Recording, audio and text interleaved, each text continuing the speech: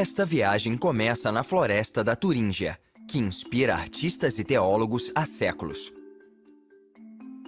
Saindo da mata, o destino seguinte é a cidade de Fulda, o local de repouso do padroeiro da Alemanha, São Bonifácio. De lá, a jornada segue para os arranha-céus de Frankfurt, a potência financeira da Europa continental. Da modernidade ao passado, a visita segue até Worms, a famosa cidade medieval onde Martinho Lutero foi excomungado da Igreja Católica. Depois de uma parada em Ludwigshafen am Rhein, onde fica a maior empresa de produtos químicos do mundo, a viagem vai para os jardins do Castelo de Schwetzingen. A jornada se encerra depois de uma travessia por montanhas arborizadas no formidável Castelo de Trifels. A floresta da Turíngia é frequentemente chamada de Coração Verde da Alemanha. Muitos consideram estas colinas arborizadas a alma poética e filosófica do país. Estes espinhaços formam uma fronteira milenar chamada de Rheinsteig, que separa os povos do sul e do norte da Alemanha, cada um com seus dialetos e costumes antigos. Na fronteira fica Grosser Inselberg, ou Montanha Insular Grande. Apesar de hoje estar coberta de torres e estações de transmissão, este antigo local é repleto de lendas. É onde se acredita que grupos de bruxas faziam banquetes e orgias. Mas em épocas mais recentes, mitos diferentes começaram a surgir. Este foi o local escolhido para construir uma antena em 1939, a fim de transmitir mensagens nazistas durante a Segunda Guerra. Seguindo para o sudoeste, as ruínas de um castelo medieval servem para lembrar da longa história da região. Algo que não mudou em nada com a passagem do tempo foi a paixão turíngia por atividades ao ar livre, exprimida muito bem em uma música folclórica local. Eu passeio muito feliz pelo Rheinsteig, mochila nas costas, violão na mão, alegre e despreocupado. Vou ficar até não querer mais. Entrando no estado vizinho de Hesse, a próxima parada é Fulda. Localizada entre duas cordilheiras, esta cidade teve o azar de estar exatamente na rota terrestre usada pelas forças da OTAN e União Soviética durante a Guerra Fria. Com sua situação na antiga fronteira entre leste e oeste, uma presença militar forte foi colocada dos dois lados. Mas hoje em dia, Fulda é mais lembrada pela sua história religiosa, no centro da qual está a catedral. Em 754, quando o padroeiro da Alemanha São Bonifácio e seus 54 discípulos foram assassinados, seus restos foram levados a Fulda. Ele foi enterrado na catedral, que se tornou um importante lugar para a peregrinação católica. Apesar de o estado de Hesse se esforçar para preservar seu rico passado, a região também está de olho no futuro. É a maior produtora de energia eólica da Alemanha, com mais de 20 mil turbinas espalhadas pelo interior. A meta é gerar 1/5 de toda a energia advinda de meios renováveis até 2020. Alguns dos maiores usuários dessa energia renovável são os fazendeiros de Hesse, os responsáveis por estas vastas terras de plantio. Há também muitos pecuaristas que produzem a manteiga e o queijo particulares desta região.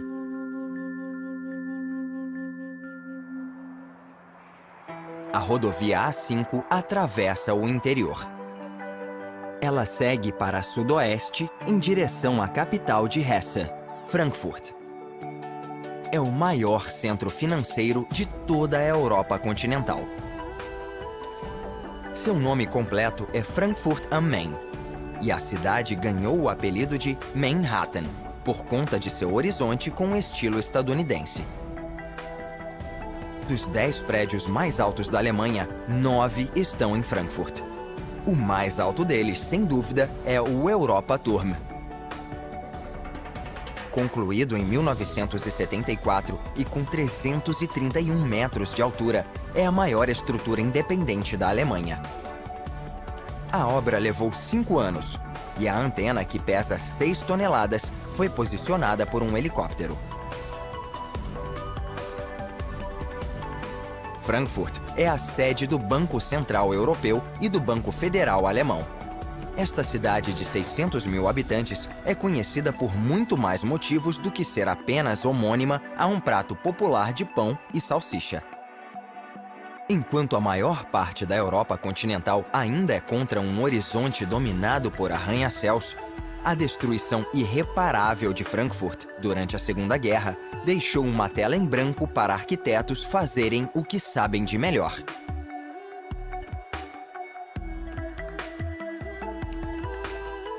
A cidade tem tanto orgulho de seus edifícios que um festival de arranha-céus é realizado todo ano. Visitantes têm a oportunidade de ir a todos os prédios no ritmo que quiserem e admirar a construção e o design.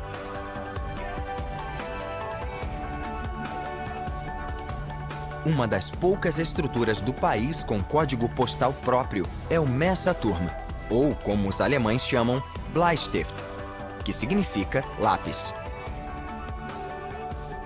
Este arranha-céu de 63 andares é o segundo maior prédio habitável da Alemanha. Quando foi concluído em 1991, ele estabeleceu o recorde mundial para a derramada de concreto contínua mais longa da história. 90 caminhões derramaram concreto durante 78 horas na base de 6 metros de profundidade. No centro desta agitada cidade fica Hauptbahnhof, a estação central por onde 1.100 trens e 350 mil passageiros passam por dia. Mas a indústria de transporte da cidade vai muito além da estação ferroviária. Este avião está indo para o Aeroporto Internacional de Frankfurt, o mais movimentado da Alemanha e o terceiro mais movimentado da Europa. Ele começou a chamar a atenção nos anos 1940, e foi daqui que os primeiros bombardeiros decolaram durante a invasão nazista na França. No fim da guerra, a pista e os depósitos de combustível tinham sido completamente destruídos por ataques aéreos aliados. Mas o complexo voltou a ficar em operação durante a subsequente ocupação americana. Hoje, o aeroporto de Frankfurt recebe 1.400 voos por dia. E é a base principal da Lufthansa, a maior linha aérea da Europa. É hora de sair do aeroporto e pegar a rodovia A5 outra vez, para atravessar essa. Esta é a prisão de Weiterstadt, um lugar que já criou problemas antes mesmo de ser concluído.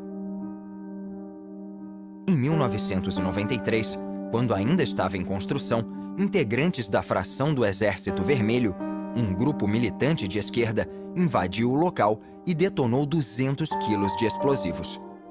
Isso atrasou o projeto em 4 anos e causou um prejuízo de 70 milhões de euros. O presídio foi finalmente concluído em 1997 e hoje abriga 570 detentos. Mais ao sul, ao longo do rio Reno, fica outro lugar onde a segurança era importantíssima: a usina nuclear de Biblis. Antigamente, reatores como este supriam 1/5 da necessidade energética do país. Mas um abandono gradual da energia nuclear, motivado pelo desastre de Fukushima no Japão em 2011, fez Biblis ser desativada. Hoje, o edifício permanece ocioso.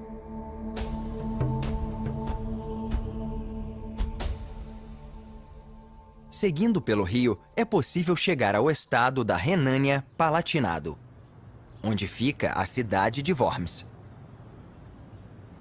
Um antigo assentamento com origens celtas, ele agora é mais lembrado pelo infame Édito de Worms. O decreto de 1521 declarando o monge Martinho Lutero herege, foi dado aqui, na Catedral de Worms. Neste edifício, Martinho Lutero ficou obstinado diante de Carlos V, imperador do Sacro Império Romano Germânico, e se negou a se retratar sobre suas crenças que questionavam a autoridade da Igreja. Talvez a Assembleia tenha se sentido desprezada, porque foi nesta cidade, a sede do Sacro Império Romano Germânico na Alemanha, que Martinho Lutero se atreveu a traduzir a Bíblia do latim. Apesar de sua excomunhão, a Reforma Protestante já tinha começado. E apenas 5 anos depois do Edito, a primeira tradução para o inglês do Novo Testamento foi impressa aqui, em Worms.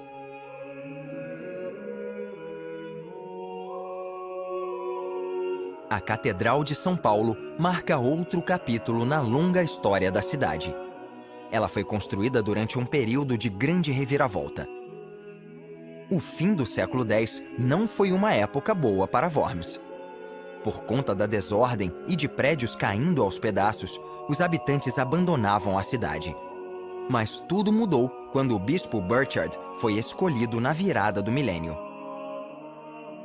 Com a construção desta catedral, ele conseguiu atrair gradativamente as pessoas de volta à cidade. O edifício foi desconsagrado em 1797 e já foi usado como armazém, celeiro e museu. Mas a vida religiosa voltou à catedral. Agora é um mosteiro, onde frades dominicanos moram e rezam. Outra construção icônica de Worms é a Ponte Nibelungen, batizada em homenagem à saga mitológica. Ela conta a história da morte trágica do herói Siegfried e da vingança que seus amigos realizam contra os assassinos.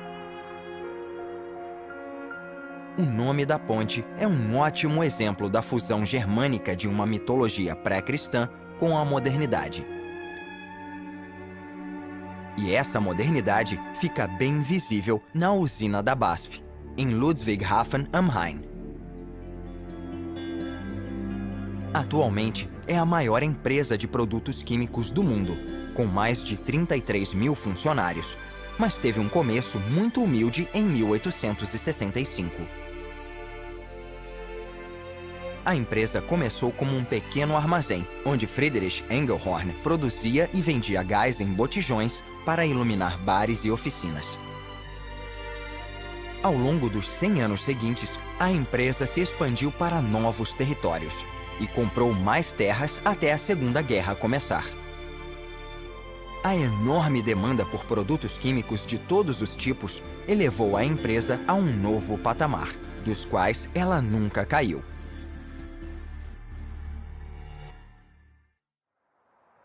A localização da BASF, perto do rio, não foi acidental.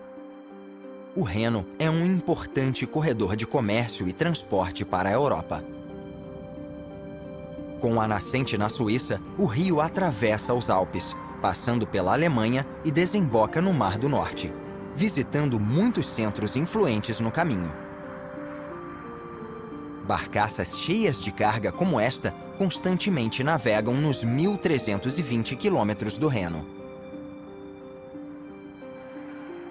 Além do comércio, o rio também serve como um símbolo nacional, visto há muito tempo, desde a época romana, a sagrada fronteira da Alemanha. Essa crença perdurou até a Segunda Guerra. Quando os aliados cruzaram o Reno, a guerra já foi considerada perdida.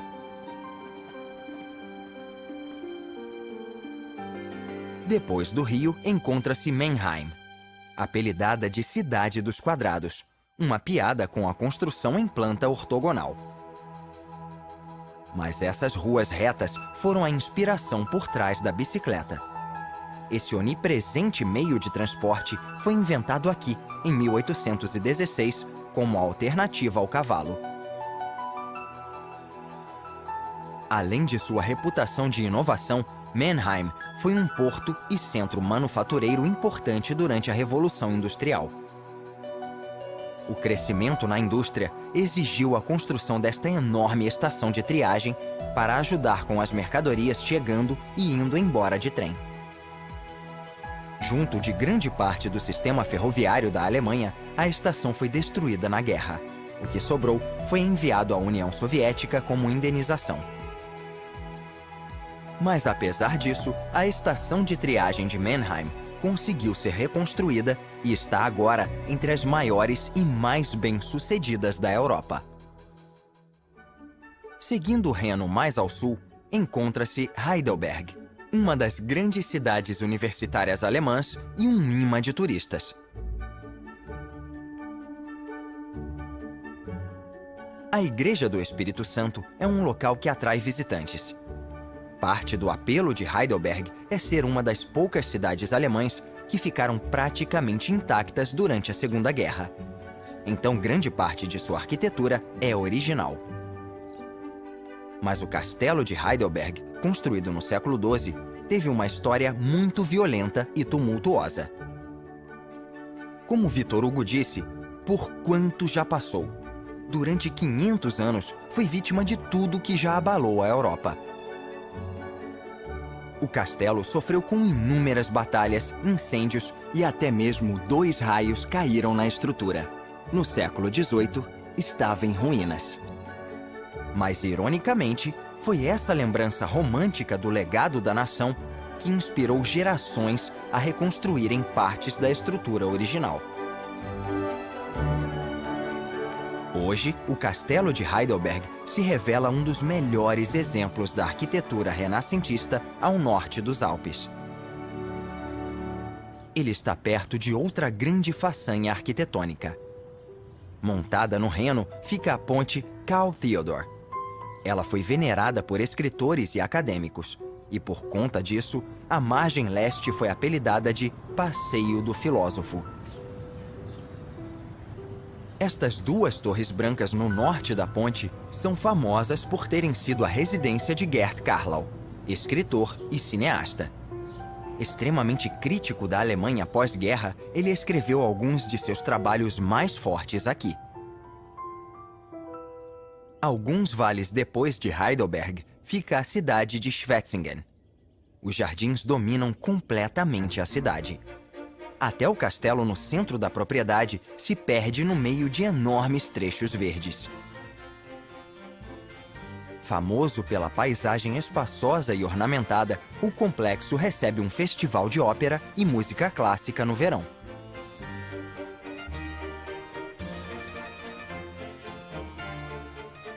No século XVIII, o paisagismo inglês começou a substituir o estilo formal. Os jardins de Schwetzingen foram criados combinando essas 2 estéticas. É uma mistura de designs, passarelas formais e fonte central, em contraste com os jardins adjacentes, mais preocupados em combinarem com um ambiente natural.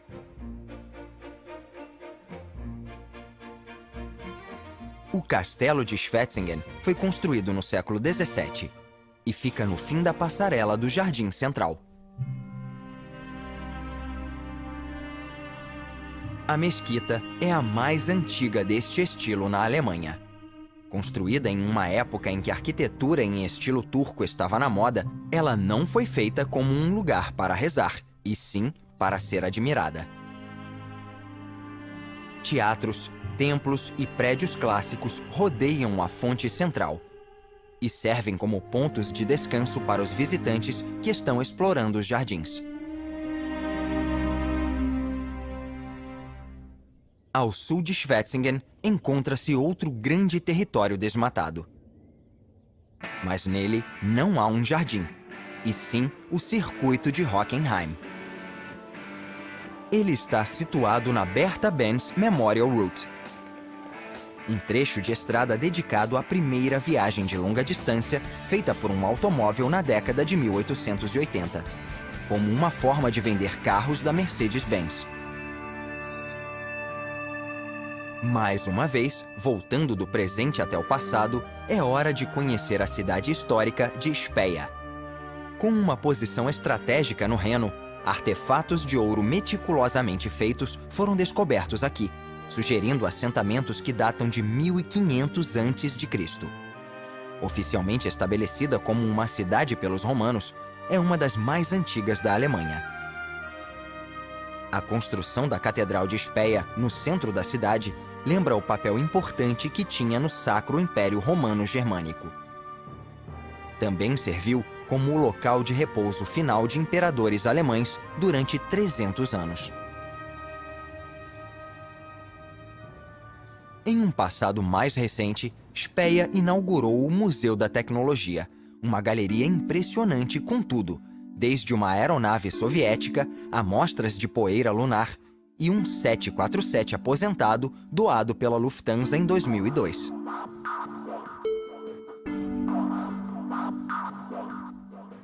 Nos arredores de Speyer, ao longo do Reno, fica o Centro de Logística Global da Daimler. Pode não parecer muito empolgante, mas quem tem problemas automotivos na Autobahn adoraria parar aqui. É o maior depósito de peças de automóveis do mundo. Ele fica em uma ilha artificial criada no século XIX como parte de um projeto de canalização do rio.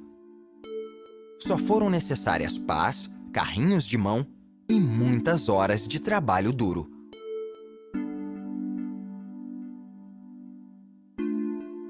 De peças de carros, é hora de ver a produção em massa de outro tipo.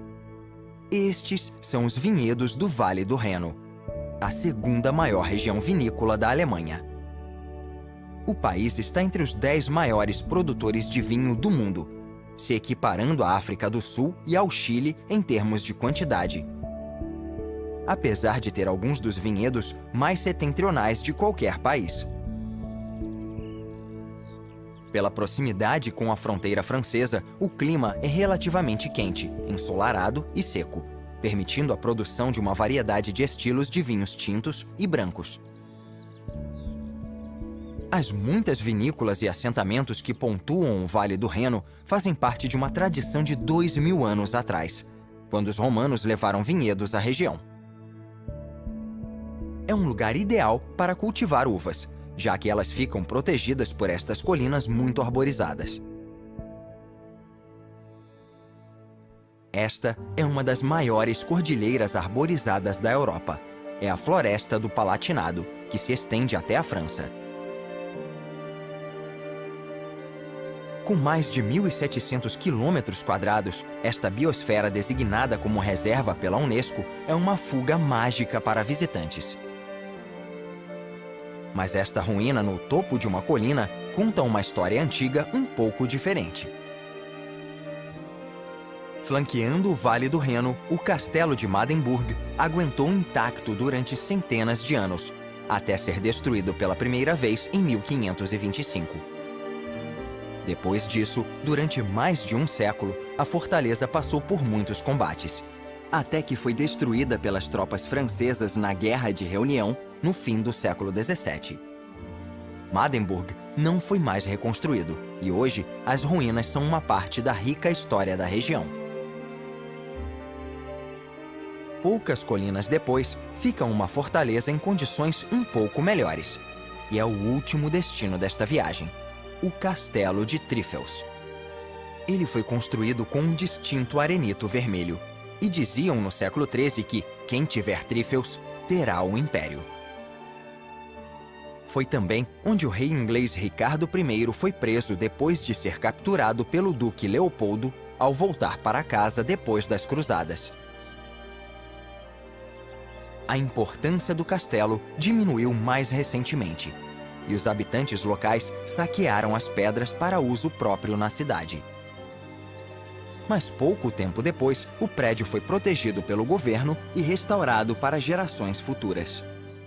Se tornou um símbolo de como as gerações podem proteger o legado de sua cultura. É um ótimo lugar para encerrar esta jornada.